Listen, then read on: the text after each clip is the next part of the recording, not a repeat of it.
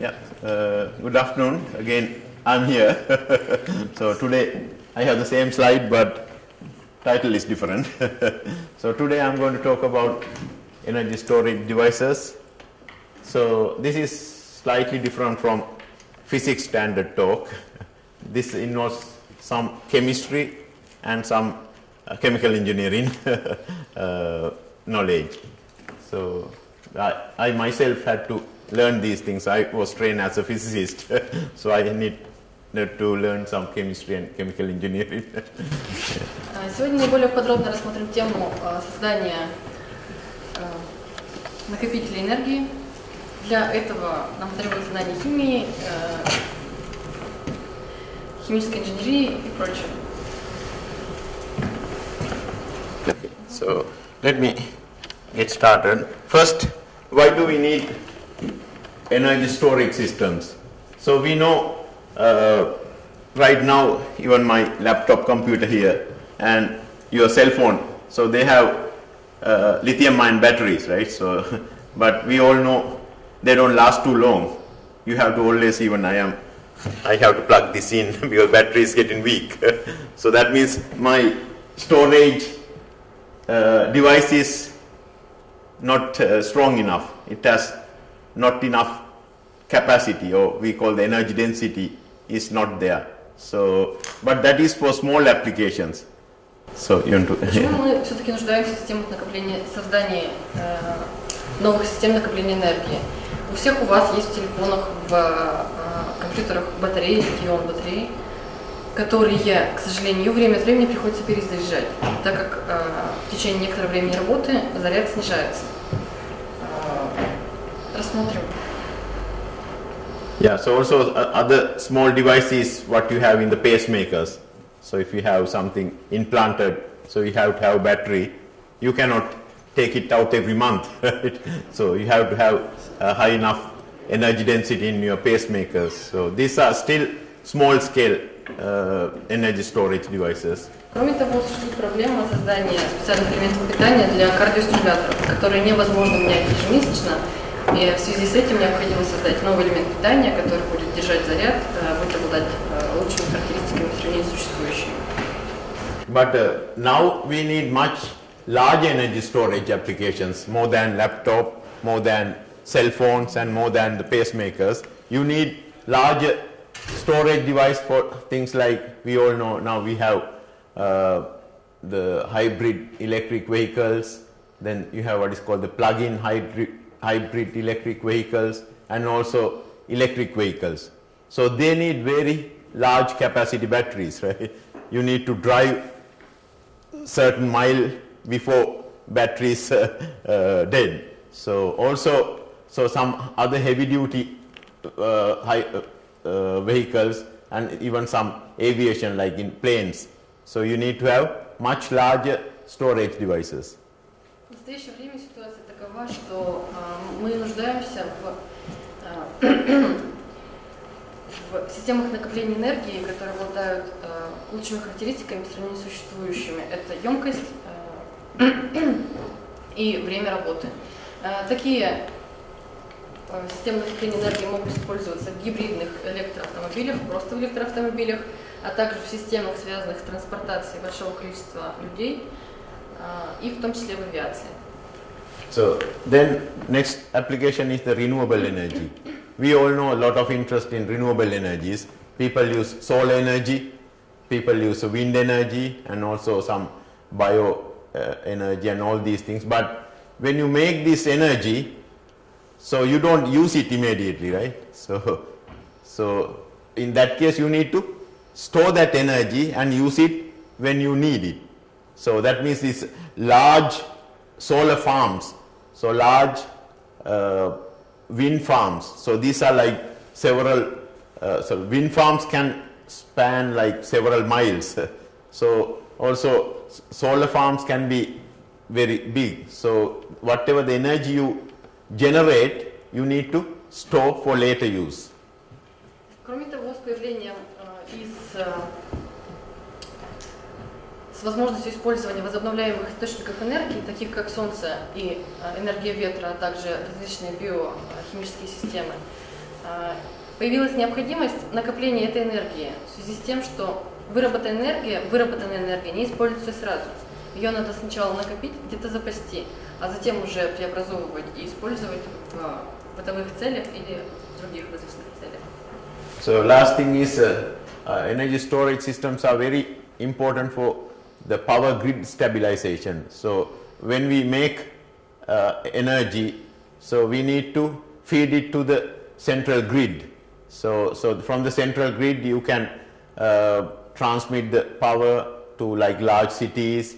So for this you need to have big storage devices, because especially like solar energy and wind energy, so these are intermittent. That means when the sun is not shining, you don't generate electricity. When the wind is not blowing, you don't generate electricity. But you need to compensate that with the grid. So you need to put more power when they are not operating and have less distribution when they are shining. Кроме того, существует проблема стабилизации систем электроснабжения. Например, когда происходят какие-то сбои электропитания, необходимо использовать выработанную уже до этого или запасенную электроэнергию.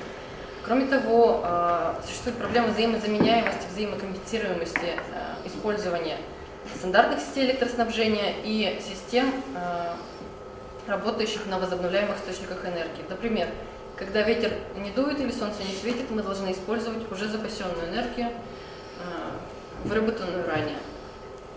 Okay, so let me now get to some very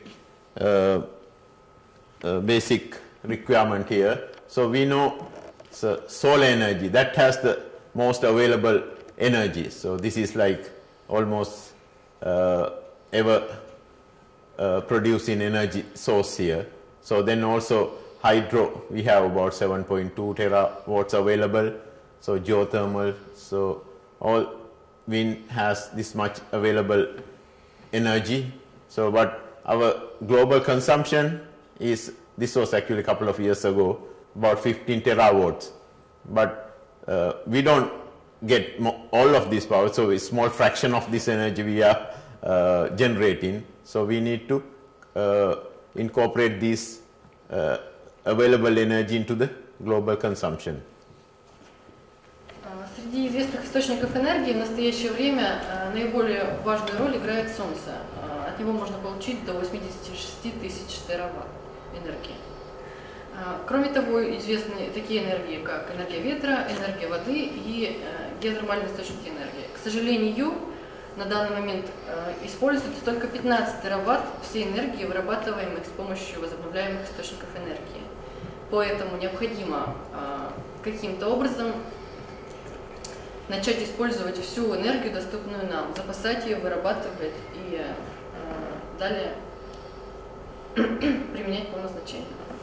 Okay, so in this graph we show the specific energy. So this is watt-hour per kilogram. So here I show the specific power. This is watts per kilogram. So the power means how fast you can release energy, like energy per unit time. So and this curve, in this graph, we can show this typical batteries. So they have high energy density but very low power density. So but if you go to this, the supercapacitors, they have very high power density but they have very low energy density. So like even flywheels, so we all know like gasoline, hydrogen, they have the large energy capacity. So but what we like to get is this energy density, we like to move further up for practical applications. Если рассмотреть существующие источники энергии, такие как батареи, водород, разрабатываемые источники на основе углерода, если мы их рассмотрим на шкале мощность и энергия, которые отвечают времени работы и мощности используемых зарядов, то видно, что существующие батареи, существующие аккумуляторы не удовлетворяют требованию работы на высоких мощностях, но они зато обладают высокой энергией. Как видно из графика, данная энергия используемых аккумуляторов может быть увеличена до энергии, например, водорода или газа. Бензина. Да, бензина. Кроме того, в настоящее время известны суперконденсаторы, которые обладают высокими мощностями, но, к сожалению, обладают низкими энергиями. То есть, по сути дела, направлений в развитии этого вида науки и техники в разработке и создании систем накопления энергии очень много. То есть можно заниматься, по сути дела, в большом поле. Yeah, here I have the energy density, this watt-hour per kilogram, just like this one. So this is the theoretical value. So ideally, if you can get the same practical value as the theoretical value, you should have this curve, right? It's same curve. But what we are sitting right now, all these rechargeable batteries, so they are right here. Even lithium-ion batteries are only this much. So it's way below the theoretical limit. So, but for practical applications, we really like to get somewhere here. So that's where for all the applications we need to get here. Still people are trying hard to get here, but still we are sitting somewhere here getting close to this one. На данный момент все существующие источники энергии, все аккумуляторы, к сожалению, находятся ниже уровня, который, собственно, надо достичь. В идеале хотелось бы достичь уровня энергии, обозначенных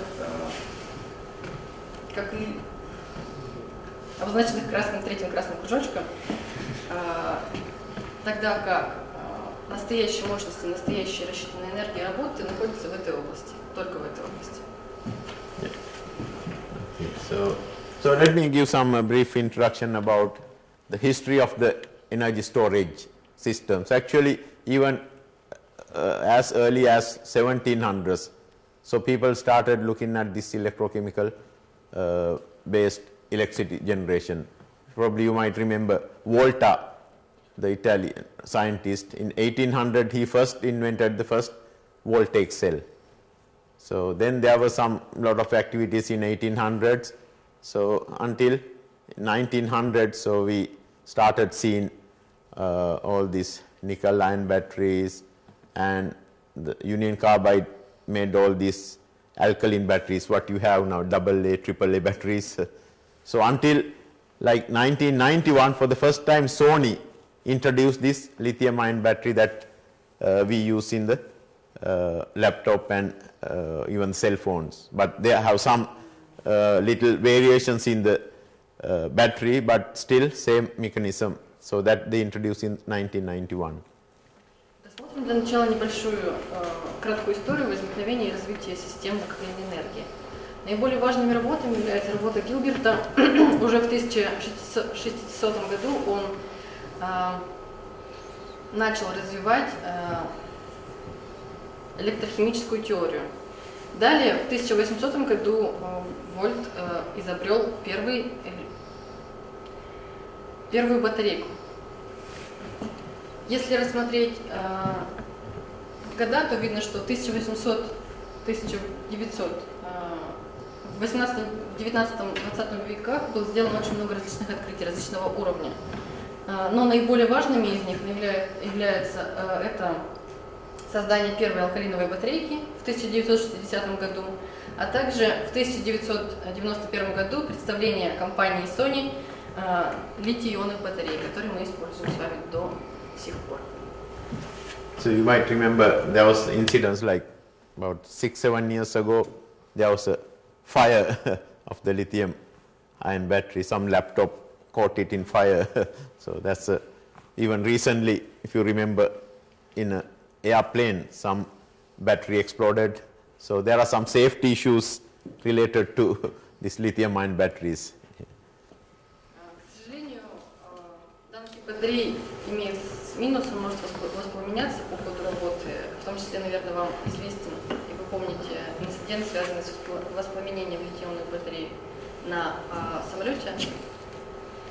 Следовательно, в случае применения такого типа батареек и аккумуляторов необходимо иметь и выполнять определенные требования техники безопасности.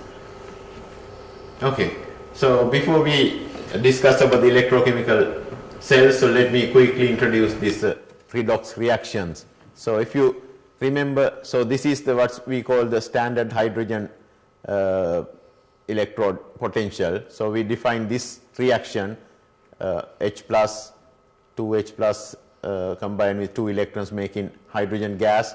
So we define this electrochemical voltage to be 0.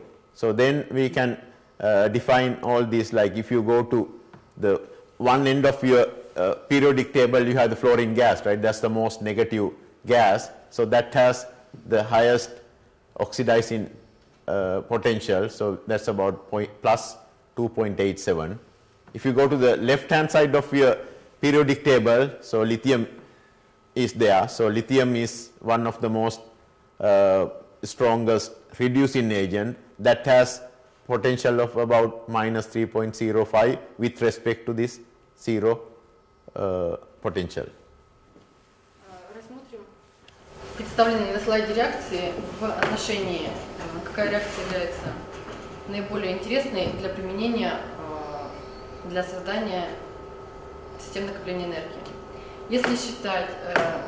Если рассмотреть реакцию присоединения двух электронов к двум протонам, то есть двум ионам водорода, на выходе, где на выходе получается водород, то энергия обладает всего лишь нулевой энергией.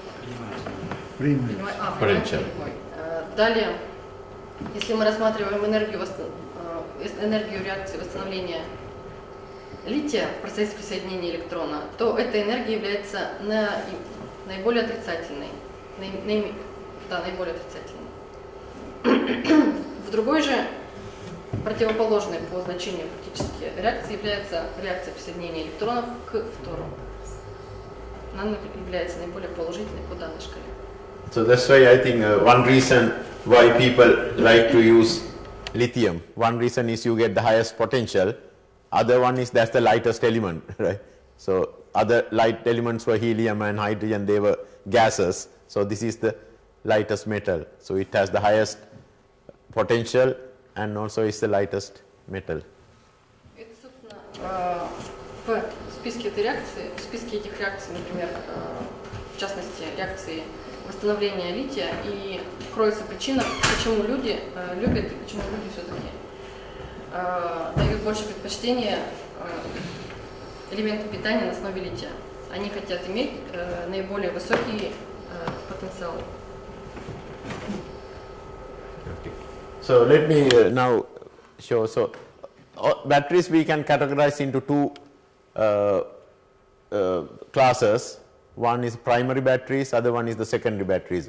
Primary batteries means they are not rechargeable. You cannot, once it is drained, you cannot charge it back. So these are mostly dry cells. Alkaline batteries you all know, like AA, AAA, D batteries, then mercury and some lithium metal batteries, and also CFA, this is a fluorinated carbon battery. That's actually very high capacity primary batteries. So then secondary batteries means they are rechargeable. So for example, lead acid battery, that's what you have in your car, right? So this your car battery, when it is low, you can recharge. So then also nickel cadmium you can find in like toys and even nickel metal hydride, and finally the lithium ion batteries. These are secondary batteries. That means you can charge and recharge for long period of longer cycles. Рассмотрим классификацию аккумуляторов или батарей. Они делятся в основном на два класса. Это первый класс отвечает батареям и аккумуляторам, которые не могут быть перезаряжены. Второй класс отвечает аккумуляторам, которые могут быть перезаряжены несколько раз. К первому классу не перезаряжаемых батарей относятся алкалиновые батареи, их все перечислены в списке. Ко второму классу относятся свинцовые, никель-кадмиевые, получается, соединение никеля, металла и водорода, и также литий-ионные. Okay, so you talk about the this side also, right? Yeah. Okay. So let me quickly show one dry cell battery, how it works. This is a primary battery. So basically, if you look at this battery, you have negative electrode. So typically in the battery, negative electrodes means that's the anode. So then you have positive electrode, or we call the cathode. So in this battery, your positive electrode is manganese dioxide, this one. So then your negative electrode or anode is zinc. So then your electrolyte is ammonium chloride. So what happens is in the battery, so typically the anode that dissolves into the electrolyte, so by releasing 2 electrons, so then you get zinc 2 plus in aqueous electrolyte. So in the cathode side, these electrons combine with manganese oxide, and from the electrolyte you have ammonium plus coming from this one. So then in the reaction you make this product here. If you add the two, what you get is this reaction. Important thing is you start with zinc, manganese dioxide and ammonium chloride.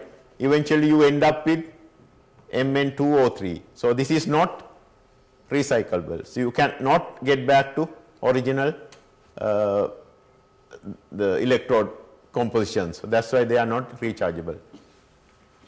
Для начала рассмотрим пример стандартной батарейки, которая имеет в своем составе негативный, отрицательно заряженный электрод, анод, и положительно заряженный электрод, катод. В качестве отрицательно заряженного электрода выступает цинк. В качестве положительно заряженного электрода диоксид магния. В основе реакция, протекающая на катоде, описана на слайде. В основе работы батарейки лежит данная реакция. Почему данная батарейка, почему данный аккумулятор не может быть перезаряжен? Потому как один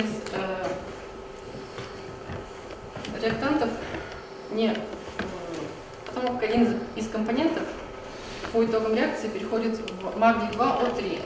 Но магний-2О3 не может быть возвращен в исходное состояние, диоксид магния, марганца, да, простите. Поэтому данная реакция не может быть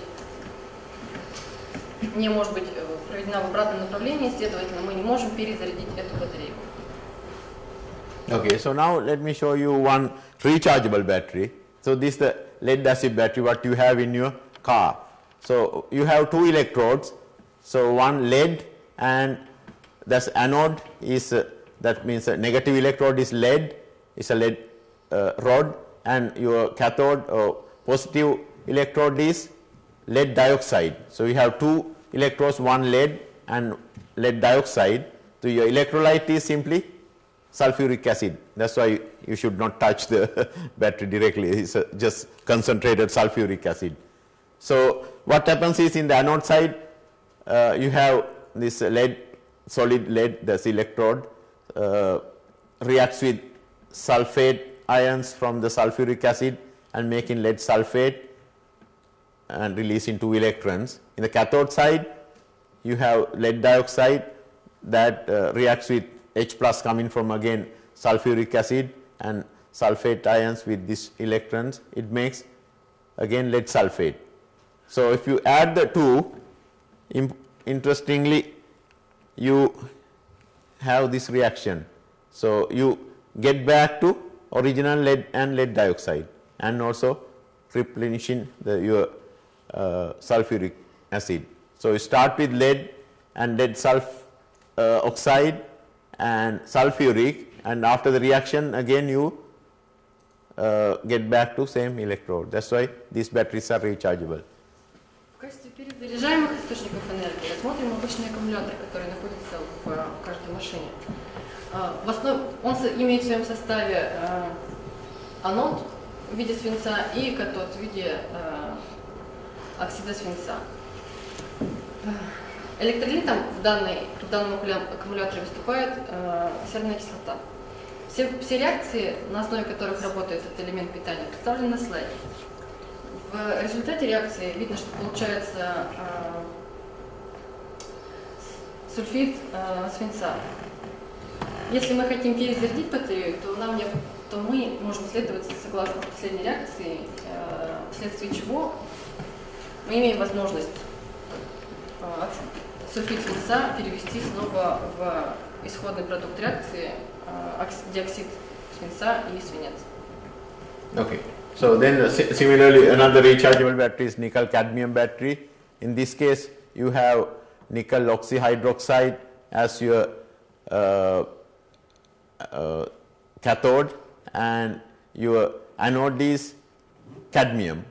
So again in the reaction you can go back and forth making that rechargeable. So these batteries can provide voltage about 1.3 volts. So you find these things in toys and small equipment. Также вторым примером перезаряжаемой батареек является никель-кадмиевая батарея. В ее основе лежит реакция, также представленная на слайде. Реакция является обратимой, вследствие чего батарейка, аккумулятор данный может быть перезаряжен несколько раз. Но, к сожалению, ее характеристики таковы, что она может применяться только в каких-то простых устройствах или в игрушках. So next I think the same little change in this battery. So because cadmium is not a very user-friendly element, so they are toxic. So people replace cadmium with some metal hydride and making this nickel metal hydride batteries. So same thing except cadmium is replaced by this metal hydrides. You can have sodium hydride or calcium hydride, so any hydride. So again you get the same reaction back and forth. So these are also rechargeable. So this same as nickel cadmium, but cadmium is replaced by some metal hydride. К сожалению, приведенное в предыдущем примере соединение никеля и кадмия не совсем хорошо, не совсем благоприятно, так как кадмий является токсичным материалом, и люди стараются заменить его на какой-либо гидрид металла. На слайде представлена реакция, на основе которой работает данная батарейка, которая менее токсична и также перезаряжаема. Actually, the Nissan, the electric vehicles, so they make use of these nickel metal hydride batteries. Кроме того, данные батарейки могут быть использованы уже для некоторых электрических автомобилей или средств передвижения. Okay, so finally I like to talk about the lithium-ion batteries. So they have the best potential to use as any rechargeable battery. So if you look at that, Sony introduced the 1991, the first lithium-ion battery. Your anode was just graphite. So cathode was some lithium cobalt oxide, actually some version of these are all the cathode materials. So we call the negative electrodes. So these are mostly the anode material. So Sony introduced first graphite. So but they have very limited energy density here. So also your voltage is actually one thing we have to understand is the anode should have smaller potential and cathode should have larger potential. Your final voltage is the difference between the two. If this is high, then your difference will be low. So that means it's better to have low voltage for anode and very high voltage for cathode. So then your difference will be higher. Если мы рассмотрим батарею, впервые представленную компанией Sony, то в основе ее лежит графитовый анод, и в качестве катода выступает соединение лития. Но, к сожалению, данное устройство не отвечает всем требованиям. Но, к сожалению, графит характеризуется очень низким потенциалом, тогда как анод характеризуется довольно... Сейчас сформулирую. So we will discuss this one later. Sorry, еще раз, так. В представленной Sony батарейке в качестве катода выступал графит, в качестве анода выступал графит, в качестве катода соединение лития. Катод графит обладает очень низким потенциалом, тогда как анод графит обладает очень высоким потенциалом. Анод соединения лития обладает очень высоким потенциалом. Итоговой характеристикой, итоговым показателем работы и эффективностью работы является разность между потенциалом, разность потенциалов соединения лития и графита. То есть, по сути дела, было найдено одно из лучших решений, когда давай. Yeah, so Sorry. Yeah, that's okay. So here capacity is written in terms of ampere hour per kilogram. So if you look at your batteries in your laptop or your cell phone, so you will see the unit as milliampere hours per gram. So that's how your number will show. So how many, this tells you energy, right? This the charge, like this is in amperes times second is coulombs per gram. So this is this one is written in terms of ampere hour per kilogram. So this shows about close 300 something, but still it is not very large. So even most of the cathodes, they have very low capacity. So you can increase the capacity by making this material this way, right? So this has high capacity. So that's why people are trying to find the right material to get this capacity, not here, somewhere maybe here. So then you have a good battery. В батарейках Sony обладает низким потенциалом, что хорошо, потому что напряжение батарейки будет разница между катодом и анодом. Но у графита низкая запасаемая энергия, то есть у данного материала недостаточная емкость. Емкость можно увеличивать, как представлено на слайде, двигаясь в сторону большего содержания лития. Тогда батарейка будет работать дольше при том же напряжении.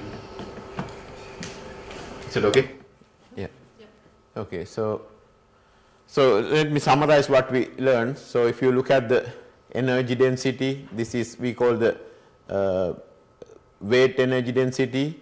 So this is the volume energy density. This is watt-hour per liter in volume. This is watt-hour per kilogram. You can see lead acid battery, nickel cadmium, nickel metal hydride, they all are low energy density, but lithium ion has much larger capacity, about 370. So, but if you use lithium metal, you can get much higher, but lithium metal is not safe. So that's why we cannot use just the lithium. So we have to go with the lithium ion batteries. Давайте проанализируем, что мы получаем. Если рассмотреть все существующие источники питания и батареи на шкале зависимости, на шкале размер и вес, то литий-ионные батареи обладают одними из наилучших характеристик. Но если мы рассмотрим отдельно литий как металл, он обладает по сравнению с литий-ионными батарейками лучшими характеристиками, но, к сожалению, он не является безопасным. Поэтому оптимальными в данном случае для применения являются литий-ионные батареи. This is we call the polymer lithium ion, because the reason the lithium ion batteries can catch fire because the electrolyte is liquid, aqueous liquid, so that can leak out. So for that reason, people use some gel or polymer electrolyte, so they don't leak out. So that's why this is called the polymer lithium ion batteries. В настоящее время литий-ионные батареи перешли в класс так называемых полимерных литий-ионных батарей. Существенным отличием является то, что в их состав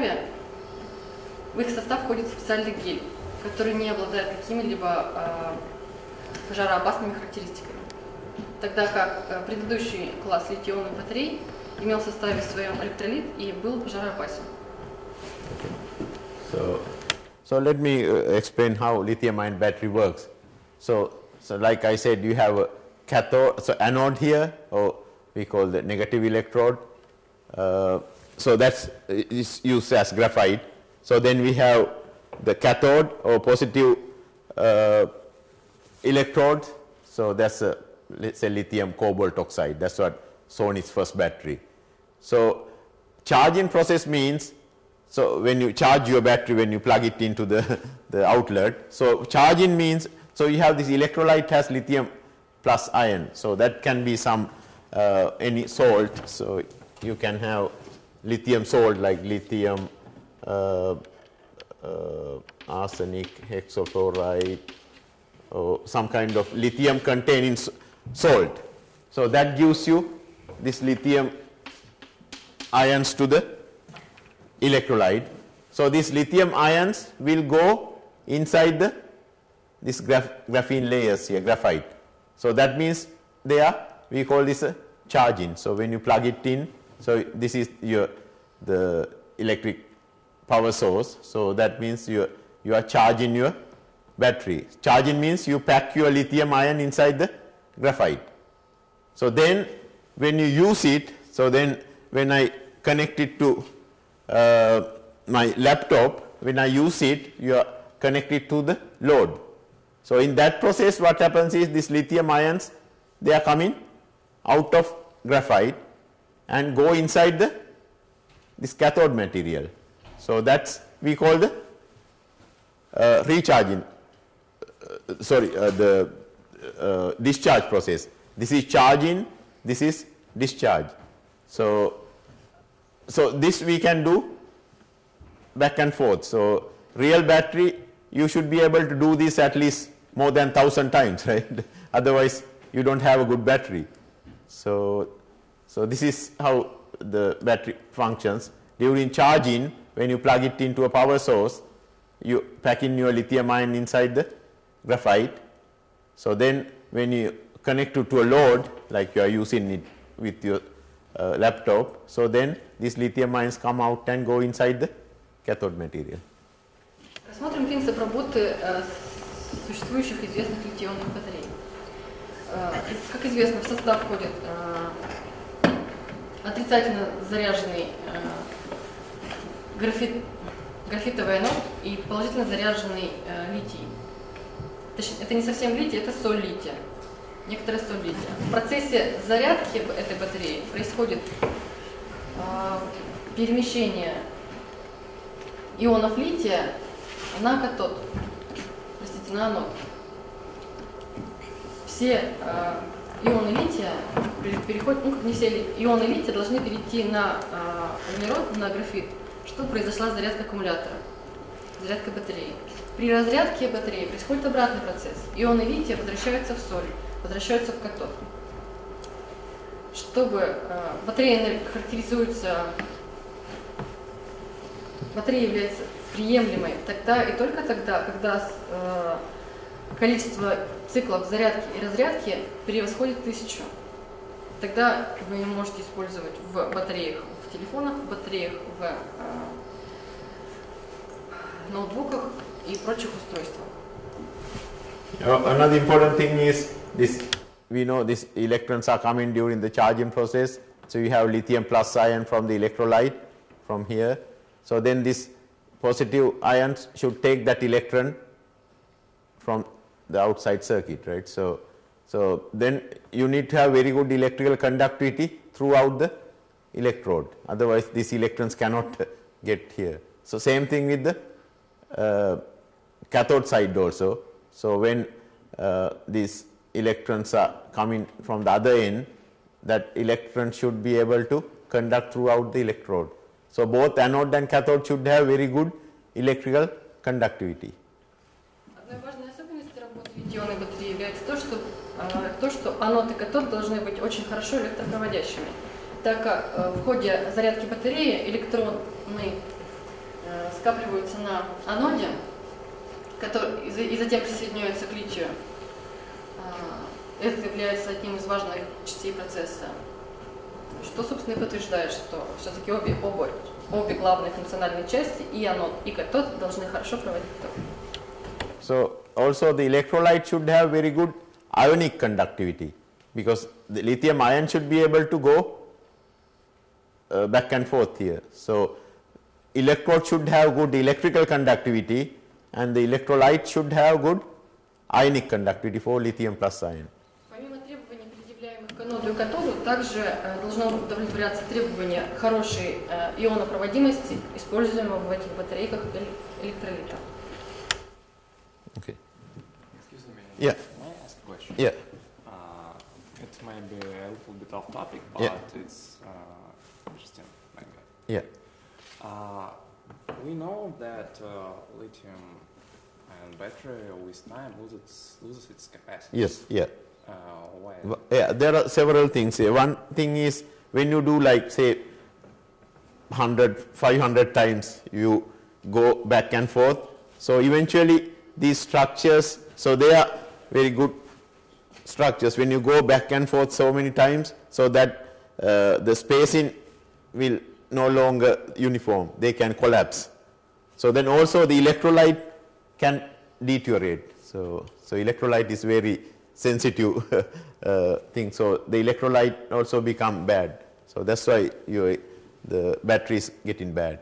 So especially like even graphite, when you have very nice these layers, so lithium goes in, coming out like that. So after a while, maybe they can become something disordered, right?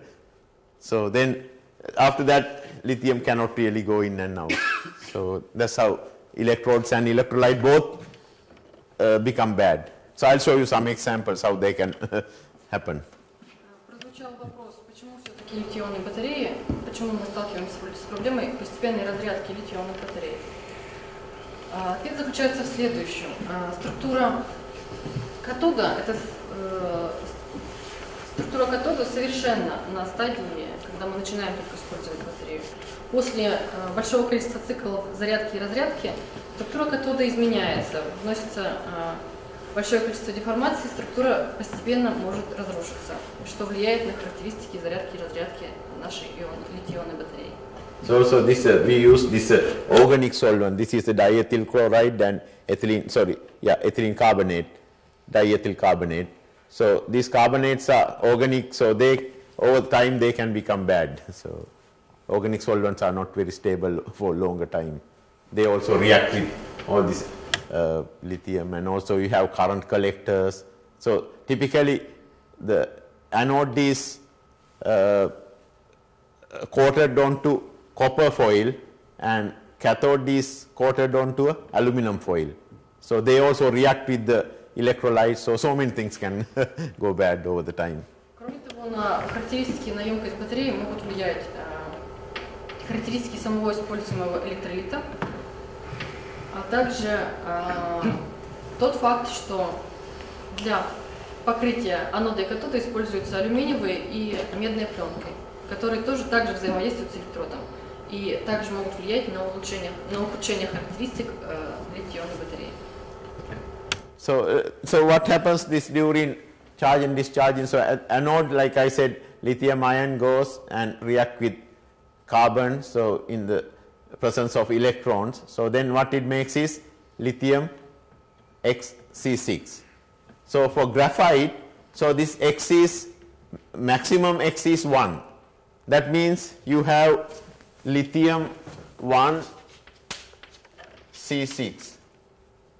This means if I take this graphite, if I have 6 carbon atoms, I can have only one lithium atom. So that's the maximum you can have. So that limits that capacity. Here LiXC6, typically X is even less than 1, it's never greater than 1. So that gives you capacity about 372. I'll show you how you calculate that value. So then your voltage is almost like 1 volts. So then in the cathode side, So what happens is if I use lithium cobalt oxide like Sony did, so the reaction is, so you are making lithium cobalt oxide, this X is about 0.5. So that's the maximum, you cannot get more than that. So that limits your capacity. But this reaction has voltage about 3.5.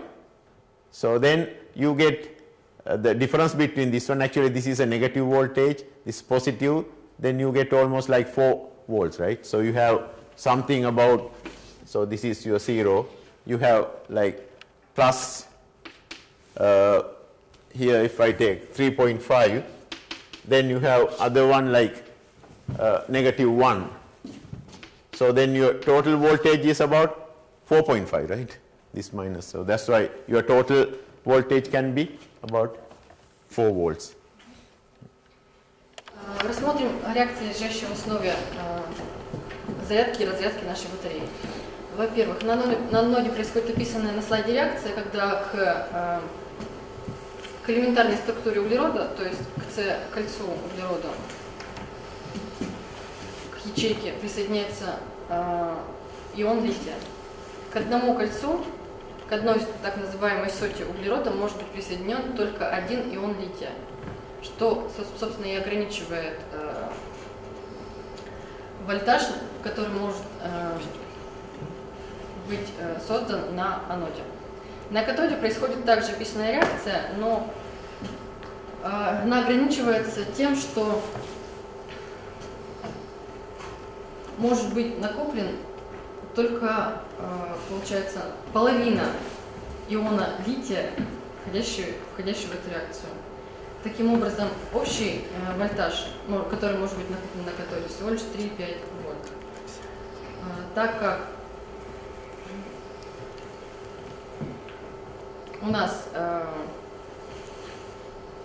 напряжение в данном случае, то есть 3,5 и единицы складываются, мы можем получить батарейку с вольтажом не более чем 4,5-4,25.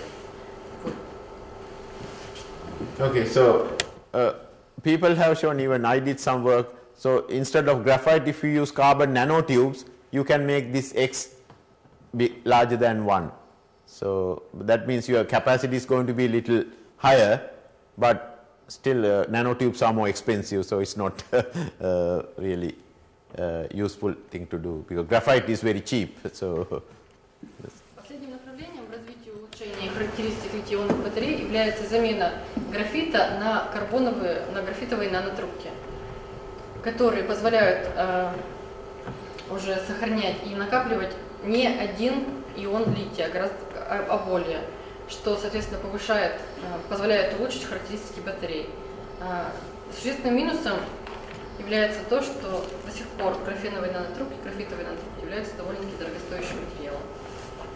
Okay, so this is how you calculate. So say if you use the graphite, so you can see the lithium ions can go between these graphene layers. So if you use this reaction, you can really calculate how much capacity, because we know if I take 1 mole of carbon, so if I have 6 carbon atoms here, right, so LiC 6, so I have 72 grams per mole. So then for each one will give you 1 electron. So then we know each mole will give you Avogadro number of atoms. So each atom will contribute 1 electron. So then we know what the charge is. If you calculate that one, you can easily come up with this number, 372 milliampere hour per gram. На слайде представлено выражение, каким образом мы можем посчитать емкость.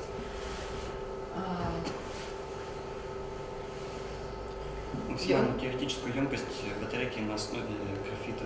So you just take 1 атом лития. 1 mole of carbon.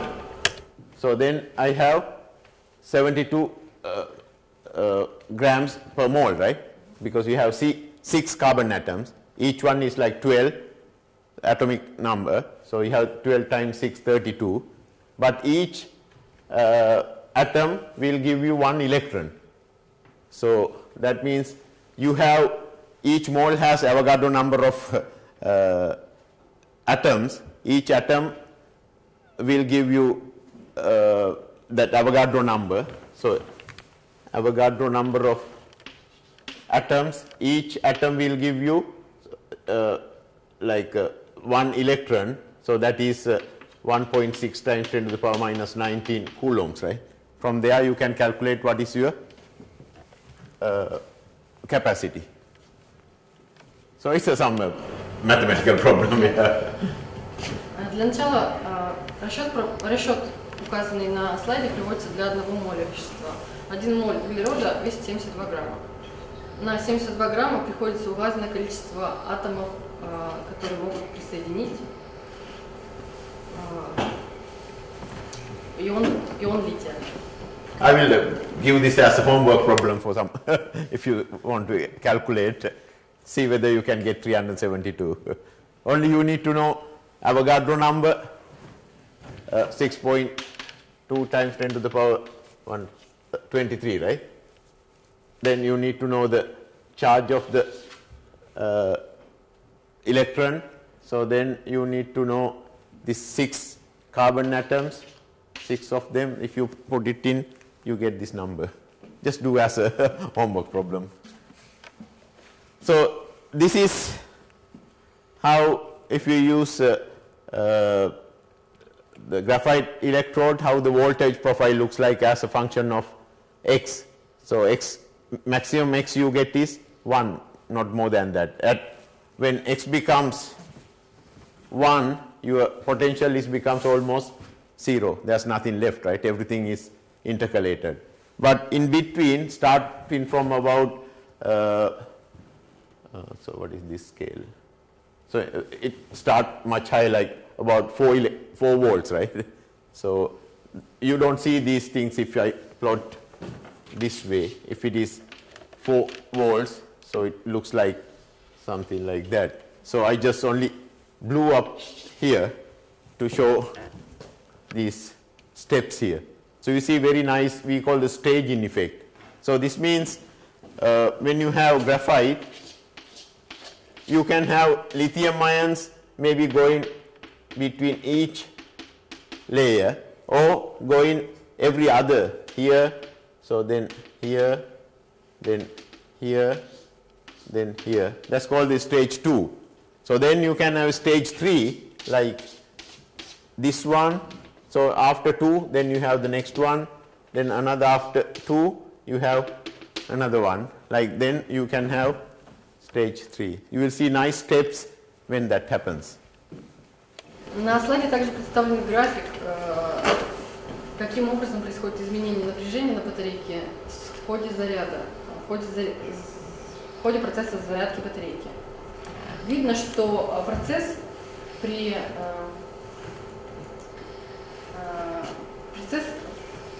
малых значениях напряжения имеет ступенчатообразный вид. Почему можно наблюдать эти ступеньки, с чем они связаны? Они связаны с тем, что, например, на ступени 1 ионы лития проникают лишь в первый слой между плоскостями графита. На ступени 2 ионы проникают далее, и таким образом происходит зарядка батарейки. So this is how battery discharging, right? So initially you have high, so all the time, so it's eventually it goes to 0. That happens when X is exactly 1. That means this X should be 1 if you use the graphite. Okay, that's it. So now this is interesting chart. So we talked about the capacity here, right? So we got for carbon about this 372. So this number here. So I asked somebody to work this one out. Very easy calculation to do.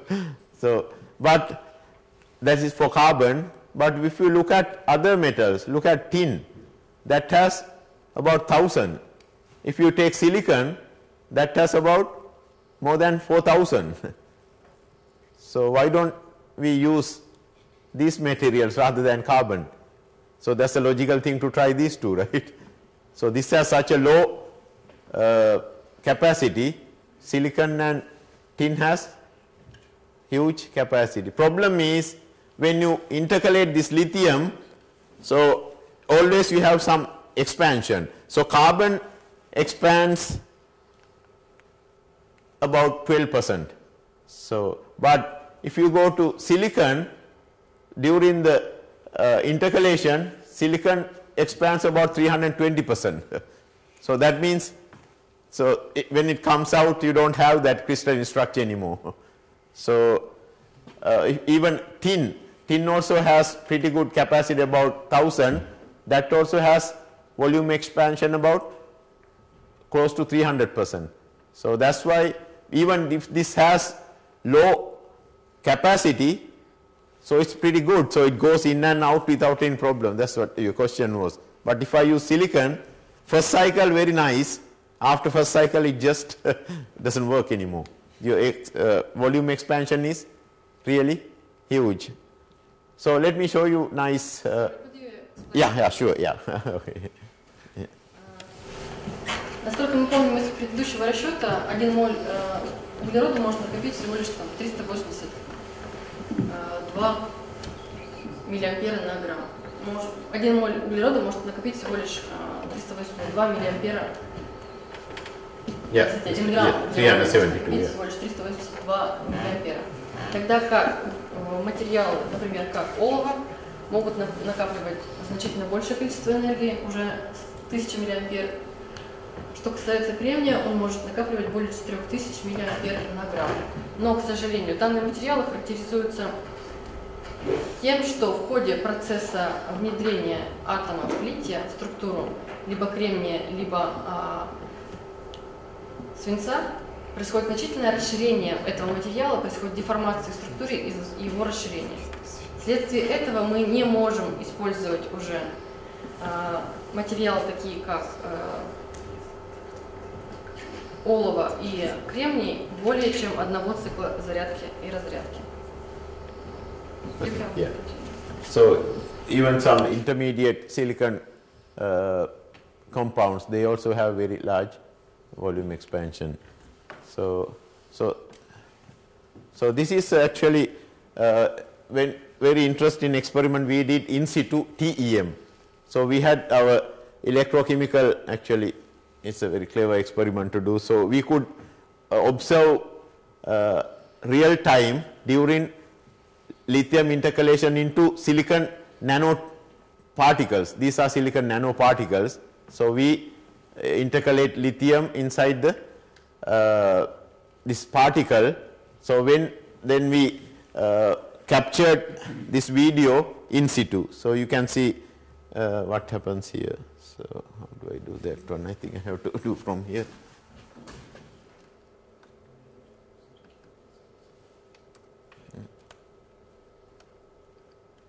Oops. How do I do this? Maybe let's do it. Yeah.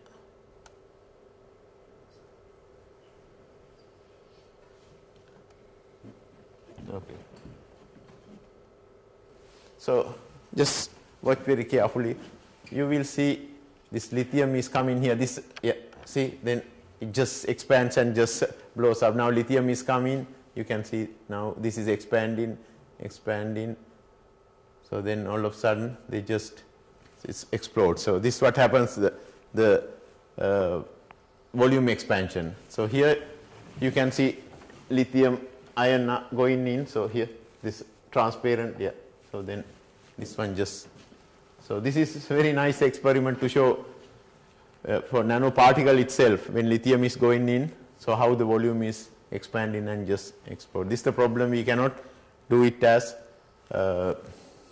anode, otherwise that's the best material to use it. So same thing happens for tin. Tin also has this all these things like compared to carbon, so even silicon, tin, germanium, they all have this problem of volume expansion. You can see otherwise how big, like I said, lithium 1C6, right?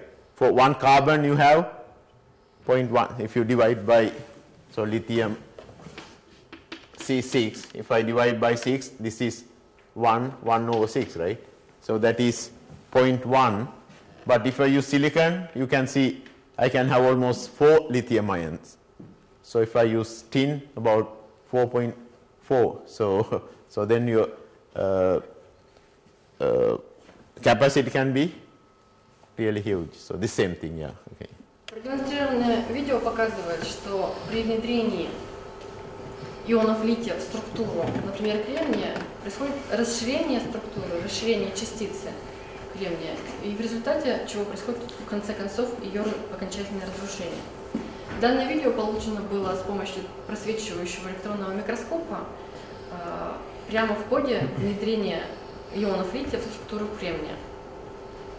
Если мы рассмотрим представленные на слайде числа, то видно, что на один атом кремния можно присоединить только 0,17 лития на один атом углерода.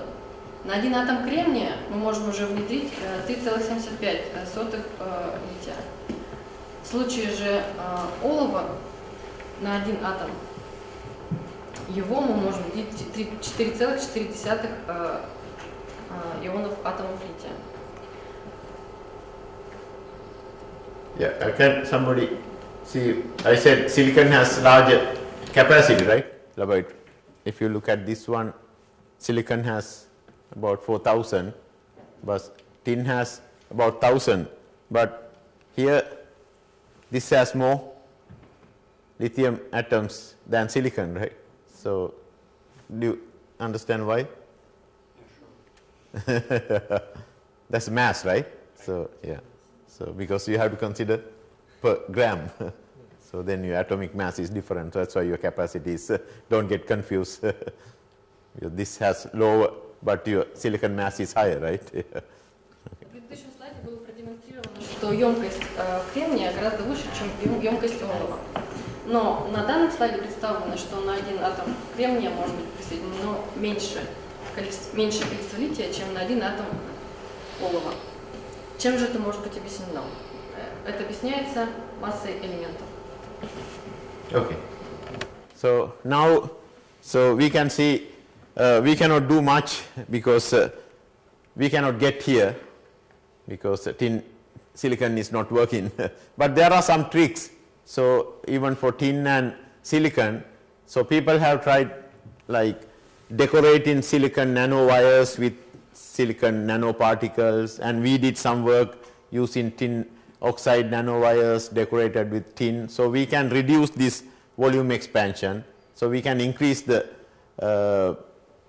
capacity and we can improve the cyclability, but still a lot of problems there. So that means we need to look for something other than lithium-ion batteries.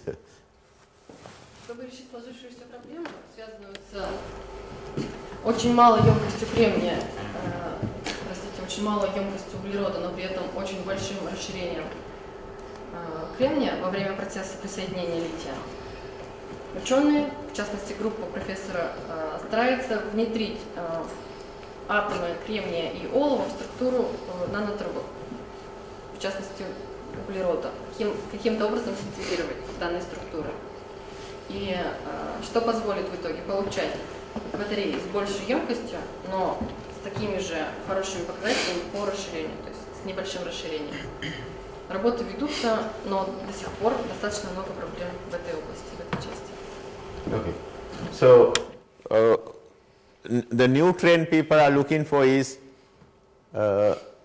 rather than I think beyond lithium ion, people are looking at what is called the lithium sulfur batteries, then also lithium air batteries, and some other avenues like even sodium. And nowadays people look at divalent, like lithium is monovalent, right? So you can have only one electron. If I use something like magnesium, you can have, it's a divalent, so you can have 2 electrons. So there are some work on magnesium based batteries. В настоящее время ведется очень много разработок в области создания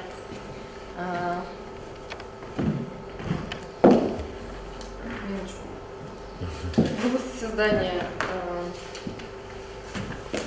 новых батарей, работающих не... литий-воздушных батарей, а также соединений батарей на основе лития и серы. Кроме того, ведутся разработки по замене лития такими элементами, как магний. Тогда как в ходе использования лития мы можем присоединить, мы можем использовать только один электрон, а при использовании магния можем использовать два электрона, что существенно повысит в дальнейшем характеристики батарей.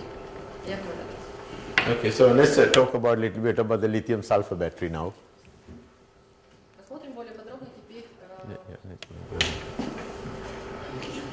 литий-сульфидные батареи. So this is simple materials, but only problem is you use lithium electrode as your anode. So your cathode is sulfur. So where's that? Sulfur is your cathode. So the anode is your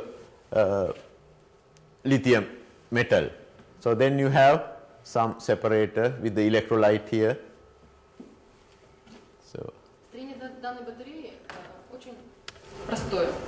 В качестве анода используется литий как металл, в качестве катода используется сера. Да? Между анодом и катодом используется специальная мембрана. So the separator is just to have this lithium ion from the electrolyte to go only in one direction. So you don't want lithium ion coming to the other side. So that's the separator is just one direction lithium ion transporter. Данная мембрана позволяет проходить атомам ионам лития только в одном направлении. Нам не нужно, чтобы ионы лития шли в сторону катода. So what happens is during the charging, so this is my sulfur, so it reacts with this lithium ion, so it makes this compounds like it go from S8 to Li2S8, Li2S6, Li2S4 and eventually go into Li2S compound. So that is your final compound is sulfur becoming, starting with sulfur, eventually you are ending up with Li2S. So but in between you have several compounds. So now if I want to recharge, I have to go from here to sulfur, right? So now finally I have Li2S here, then I have to go back to sulfur, but I have to go through again through all these stages. So otherwise I will never get back to sulfur. But problem is these intermediate compounds, they dissolve it in the electrolyte. So this is stable, but these intermediate compounds are not stable, they dissolve in the electrolyte. So that means if I go from here to here, I cannot get back here because they dissolve it in the electrolyte. So that's one problem lithium sulfur batteries. It has good capacity, but the recharging is a problem. So next problem is sulfur is a very bad electrical conductor. Sulfur is more like insulator. It doesn't have enough conductivity. So that's other problem. But we know how to overcome that. Одной из проблем данной батареи является то, что при зарядке батареи мы должны пройти от соединения серы S8 к соединению литий-2S8, литий-2S6, литий-2S4 до литий-2S. Тогда как при перезарядке, когда мы будем стараться снова зарядить эту батарею, нам необходимо пройти всю цепочку в обратном направлении.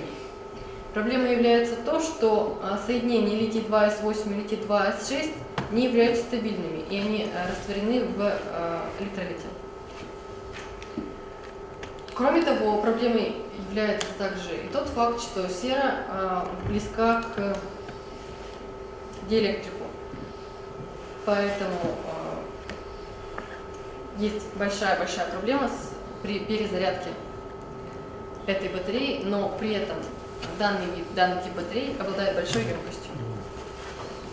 So one technique we developed was actually decorate sulfur particles in the reduced graphene oxide.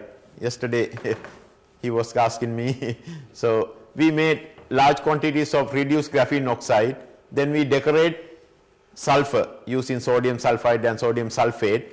So then what happens is, so when you have this graphene, reduced graphene, so you have this sulfur attached to these graphene oxide. So because of then these layers can fold and protect that bisulfide, the polysulfides here.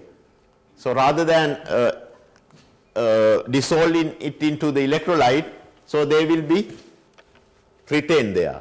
At the same time, it will give you enough conductivity because reduced graphene oxide is reasonably good electrical conductor. So that will serve two purposes. So what we do is we use lithium metal anode, and cathode is reduced graphene oxide decorated with sulfur. So that seems to do very good cycling performances. Чтобы как-то решить сложившиеся проблемы, имеющиеся проблемы, группа пытается соединить серу с оксидом углерода. С установленными графеновыми плоскостями. Как было вот на прошлой лекции был вопрос, использует ли профессор восстановленные графеновые плоскости. Как раз таки используют именно в этих батареях. Его группа проводила как раз такой опыт, синтезировали восстановленные графеновые плоскости, наносили на них частицы серы и покрывали следующим слоем окисленного вот этого восстановленного графена. Когда получался такой бутерброд, он может быть свернут, таким образом слои защищают промежуточные соединения серы от растворения в электролите, и промежуточные состояния стабилизируются. При этом сам по себе графен обладает высокой проводимостью, чем решается проблема диэлектрических свойств самой серы. Okay, yeah. So how much time do I have? So I need to. 10 minutes. Okay, yeah. So let me, so I just skip this one and introduce a little bit about the fuel cells. That's another important device we need to know a little bit about. So the fuel cells basically, what you have is you provide hydrogen gas and oxygen gas. So then in presence of your anode has some catalyst, that's one problem. So you have to use very precious catalyst like platinum. That's too expensive. So people are trying to find some alternative to that one. Other problem is hydrogen gas. So for oxygen it's fine, right? You can just expose to air.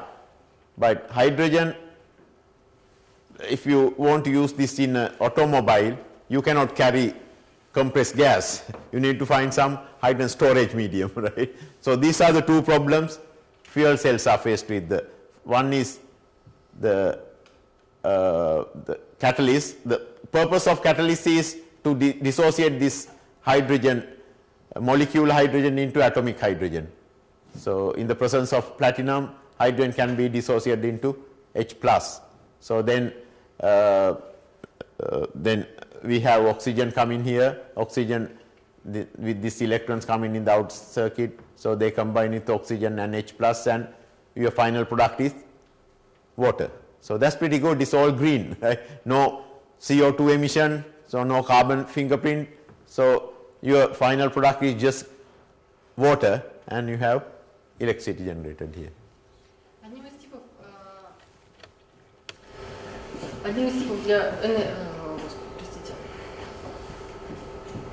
Одним из типов элементов для создания энергии является топливная ячейка. В нее непрерывно должны поступать водород и кислород. К сожалению, проблемой является то, что для использования, для протекания нужной реакции необходимо использовать платиновый электрод, что является очень дорогостоящим методом и дорогостоящим материалом. Кроме того, проблема заключается в использовании водорода, который является взрывоопасен. При протекании указанной реакции, при соединении водорода с кислородом, как побочный продукт образуется только вода, что является довольно-таки экологически безопасным. От себя добавлю, в чем преимущество использования данной ячейки для получения энергии. Так это в том, что при использовании обычной батарейки мы имеем какой-то ограниченный запас энергии, который мы можем использовать. При использовании же топливной ячейки запас энергии и энергия, которую можем получить в ходе работы и в ходе действия этой ячейки, не ограничен. Okay, so actually, yeah, this one shows you that reaction I was talking about. So hydrogen coming in, so dissociated into H plus, this requires the catalyst, so then the electron goes, that's where the electricity is generated. So then this H plus, so that has to pass to the other electrode, so that's why you need to have what is called the photon exchange membrane. So proton can only go in one direction.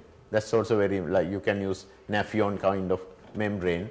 So then that H plus with this electron coming here, with oxygen coming here, they react and make the water. So in the process you have the electricity generation here. So but the assembly is little bit tricky. So this is, we are talking about this big several plates. So we have some membranes, see stacks of this anode cathode material and some because we need to provide hydrogen and oxygen, right? So we have to have enough accessibility for the gas flow. So it's little bulky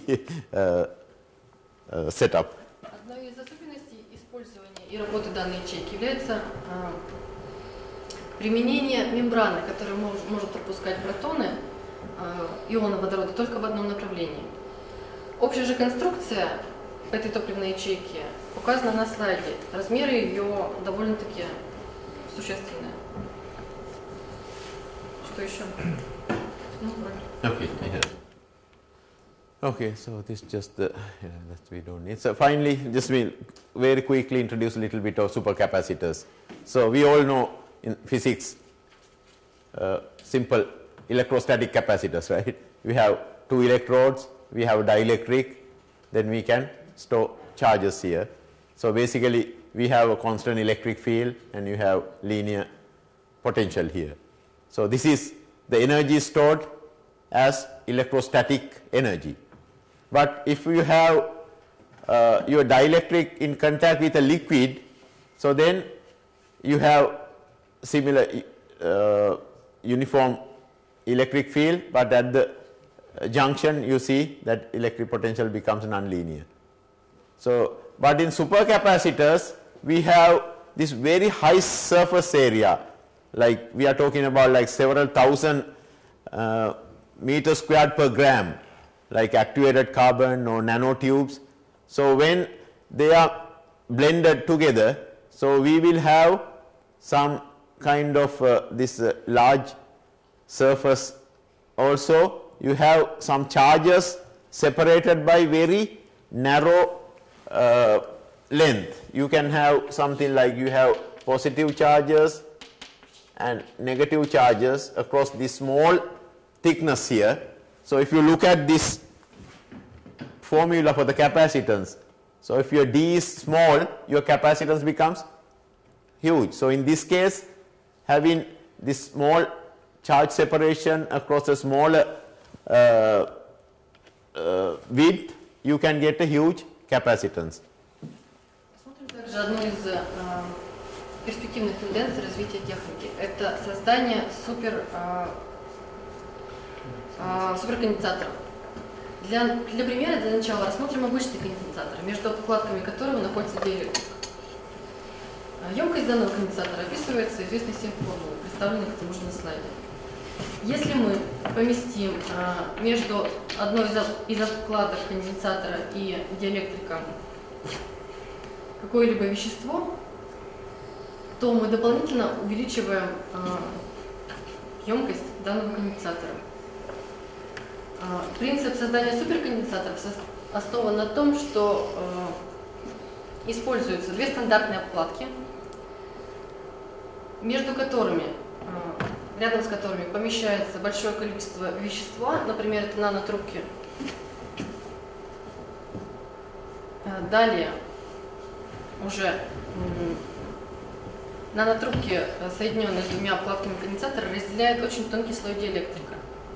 За счет того, что мы используем очень тонкий слой диэлектрика, мы можем существенно повысить емкость этих конденсаторов.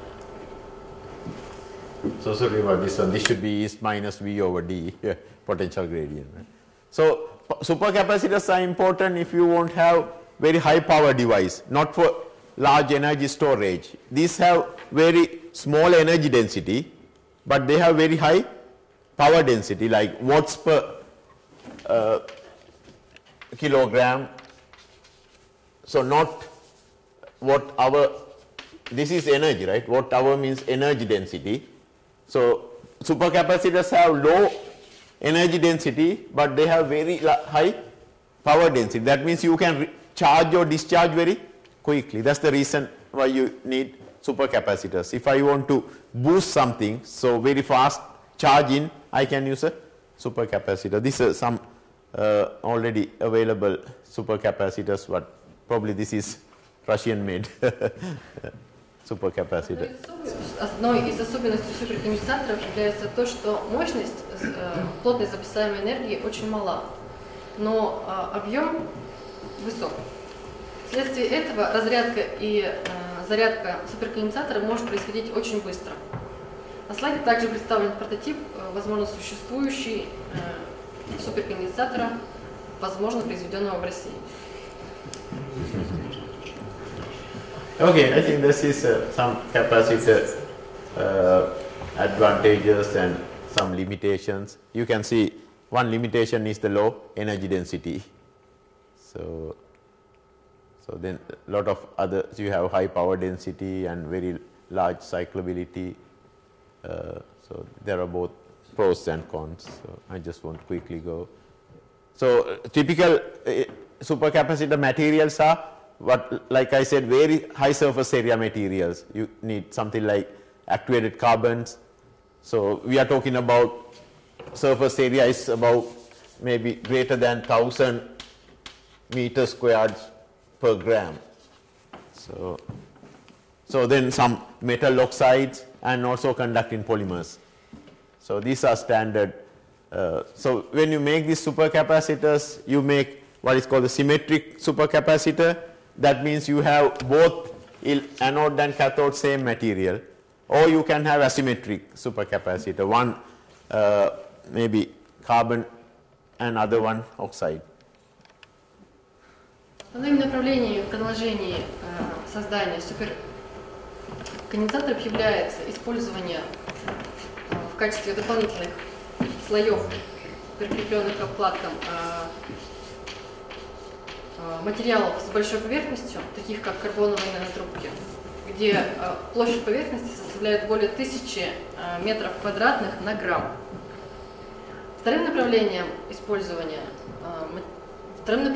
является использование оксидов металлов, а также проводящих полимеров. Кроме того, существуют тенденции использования не только симметричных конденсаторов, где обе обкладки сделаны из одного и того же материала, но также можно произвести и асимметричные конденсаторы, где одна обкладка сделана, например, из карбоновых нанотрубок, а вторая обкладка из полимеров или другого материала. Okay, finally I will show you some of the facilities we have at our place. So we do a lot of work on lithium-ion batteries. Recently we started working on lithium sulfur and the supercapacitors. So these are some of the cells we are testing. We have initially we had like 16 channels we can test at a given time. So now we recently bought a 64 channel one. So thing is, when you are working with lithium, everything has to be assembled inside the glove box. Because lithium you cannot expose to air. So each cell has to be assembled inside the glove box. So after that these are how you make these coin cells and how to anneal the materials and vacuum oven, so some characterization facility, and these are the kind of cells we make. So we probably are familiar with these button cells. So anode, cathode, like aluminum and copper, then we just inside the glove box we assemble these things. So then also we make what is called the pouch cells. So then this is the crimper, how you make these things. So all these facilities are available at our place now.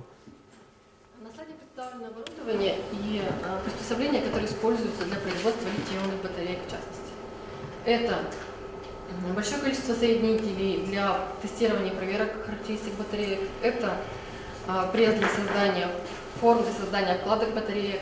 Также специальная камера, где происходит сборка батареек, потому что она должна быть использована, потому что литий не должен контактировать с воздухом. Кроме того, есть большое количество, есть приспособления, есть прибор для измерения характеристик батарейки, то есть циклов разрядки, перезарядки, большое количество оборудования для отжига и для температурной обработки слоев. Could you change? Yeah, actually, Eugene, you use this setup, right, for the cyclic voltammetry.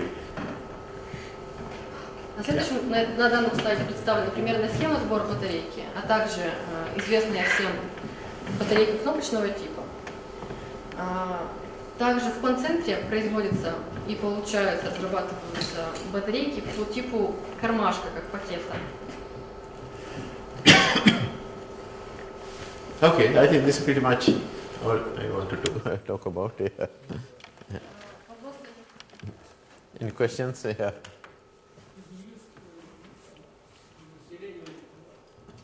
Selenium? No, we haven't used any selenium, no. Yeah. What kind of polymer did you use? Conducting polymer did you use? Conducting polymers, we use PANI, the polyaniline. Yeah. So then a couple of other conducting polymers. Mostly now I am working on the reduced graphene oxide with sulfur. That's the recent project we started. Why don't you use silicon instead of sulfur in these layers, so that the expansion doesn't matter? For the silicon, we don't directly use, so we have some ideas of using silicon nanowires. So, but if you use crystalline silicon, it doesn't work, it just explodes. You incorporate small particles of Yes. sulfur between the layers of graphene. Yes. Can't you incorporate silicon in there, just small particles? No, still, even if you do that one, whenever lithium goes in, still it expands. Yeah. But isn't it protected? No, because you need to have in contact with the lithium has to go in. So if it goes in, it expands. Yeah. Yeah. But sulfur is different. It's not intercalation. It's the reaction. That's the two different, very important thing to realize. Lithium-ion battery is all about intercalation. Goes in, comes out. But lithium-sulfur battery is all about reaction. Lithium reacts with sulfur. That's why you have these sulfides. These are two different mechanisms here.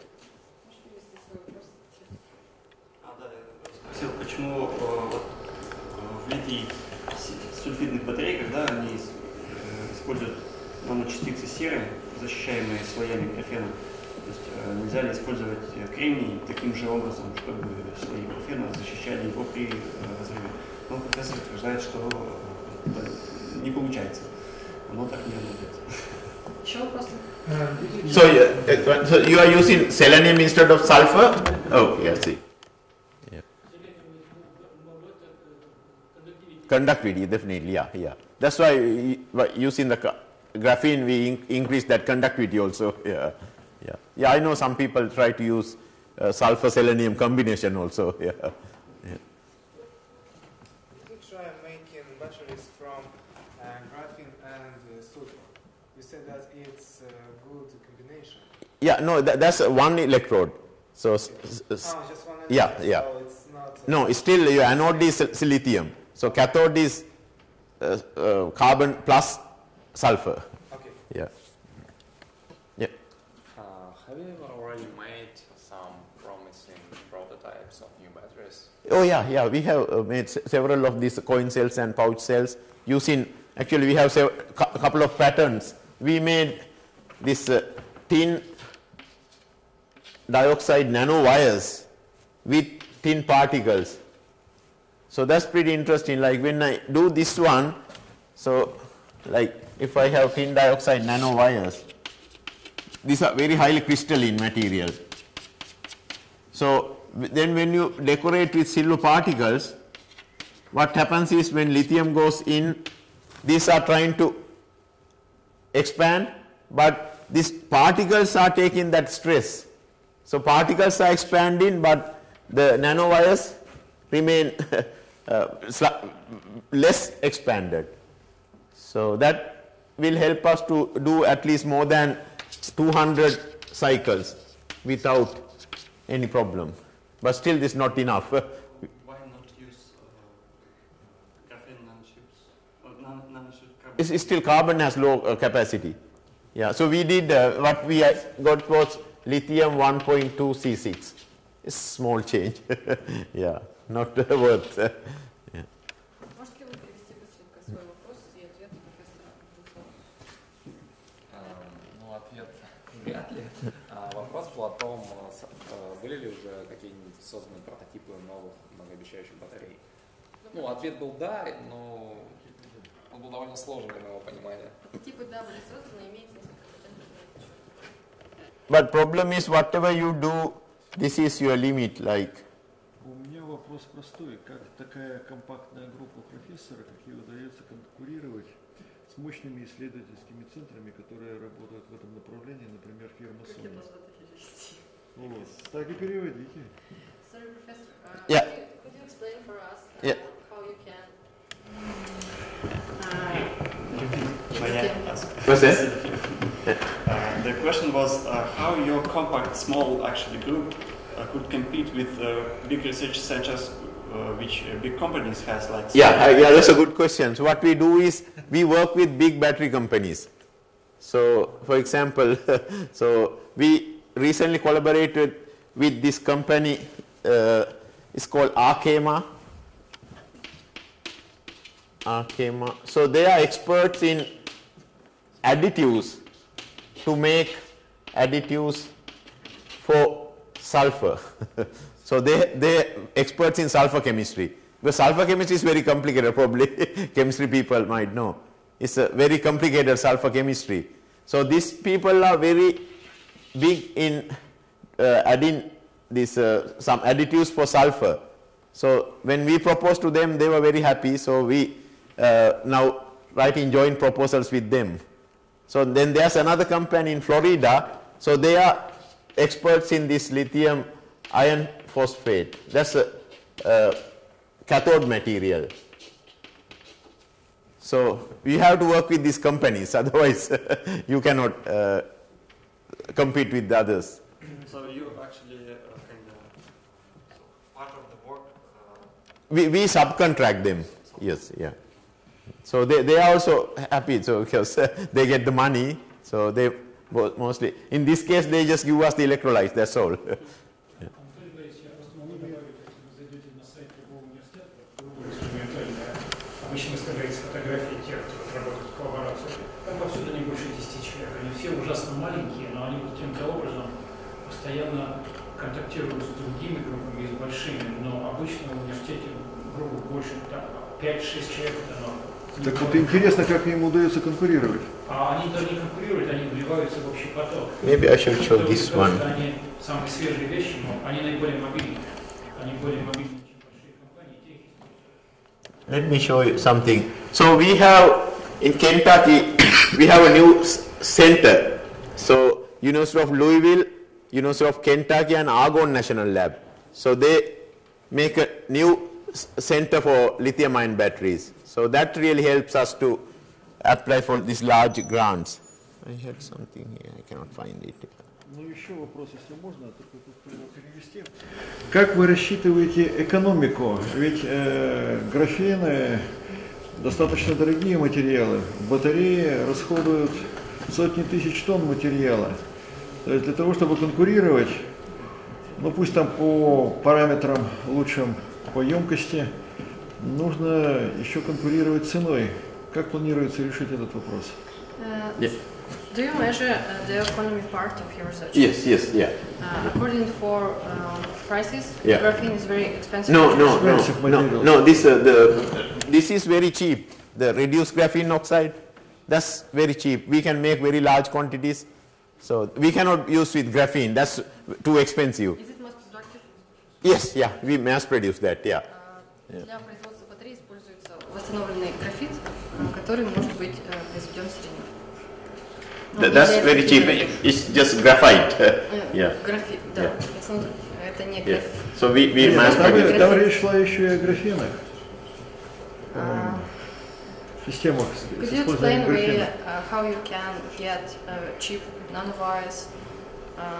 Nanowires. So Nanotubes, sorry. nanotubes, carbon nanotubes. Да. Yeah, multi-volt nanotubes.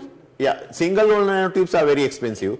Multi-volt nanotubes you can. Expensive. Yeah, even multi-volt nanotubes also expensive. Yeah, yeah. Still nanotubes are too Все expensive. существующие виды нанотубов, как многослойные, так и однослойные, да, действительно дорогие. But Как они планируют решить экономическую сторону этого вопроса? Do you have a plan how you can solve this problem with economic part? for the nanotubes, Nanotubes, yeah. I still don't have very big picture because I don't work with nanotubes anymore. Yeah. But Yeah. the same question applies for graphene. No, yeah. No, graphene is different. So it's a solution-based technique. So it's easy to mass produce with larger quantities. Yes, it's when you work with oxidized. Yes, yes, materials. yes. But you With said you would like to. It's much better to use good structured material, right? no. For the lithium sulfur, you don't need the structure. Ah. Yeah. It's for the lithium ion you need that, but lithium sulfur you don't need that. Yeah. Проблема использования дорогого графена для профессора, в общем-то, не важна, потому что в батарейках на основе серы достаточно использовать дешевый восстановленный графен. When are you going to introduce new generation of batteries in the States? When? People have been trying so hard, so still they haven't. Yeah, so they are kind of stuck at some point. Yeah, hopefully soon. A lot of people are working on this. National labs, a lot of companies. So hopefully something will come soon. But you said that you have a project of new batteries Yes. on graphite and sulfur. Yes, yeah. So that's still in the university scale. So Yeah, it's no. So this I am working for a university. So we are doing like university R&D here. So then you have to go to the next level. But you said that you're working with very rich companies. Yeah. So batteries, they are not interested in new generation of batteries. No. So that's the difference. Like big companies, still they want to understand the science. Probably here it's different. Yeah. So sometimes some big companies they only need the product, but it's not like that. So they need to understand the science. Then they go to the next level. Прозвучал вопрос, когда же мы увидим наконец-то новый тип батарей. Профессор ответил, что даже вот эти богатые и знаменитые компании не заинтересованы до конца в выходе нового кардинально нового типа батареи, они все-таки заинтересованы в науке до сих пор, в отличие от, вероятно, России. Ну, не совсем так. Да, не совсем. В двух словах. Yeah, there are some companies because they don't give us money to do the research. So the money is not coming from the company. So we get the money from like National Science Foundation. So they are our partners. I thought that's, No. give you Oh a no. lot of money No. and So you're yeah. working. If that's the case, you have to give the product immediately. Yeah. Yeah, that's different. Yeah. Thank you. So these are our partners. Yeah, because when you apply for federal grants, you need to have some industry partnership. Yeah, you understand what? Yeah. In your lithium sulfur batteries, you use lithium cathode. Yeah. Isn't that dangerous? That's right. Yeah, so that's one thing we are trying to do is like if you use silicon, so intercalation is a problem. But if it is reaction, I don't care. So I can have lithium hosting some nanostructures. That's the project actually we are doing. We use tin and silicon nanowires, we lithiate them. So we don't directly use silicon. Yeah, that's a good question. Yeah, we call the lithium hosting anode nanostructures. Yeah, that's otherwise it's dangerous to use directly lithium. Вопрос был в том, что на слайдах про литий-сульфидные батарейки в качестве катода, в качестве анода указан чистый литий. На самом деле это не совсем так. Используются нанопроволоки из оксидов олова и кремния, на которые нанесен литий. Это не так опасно.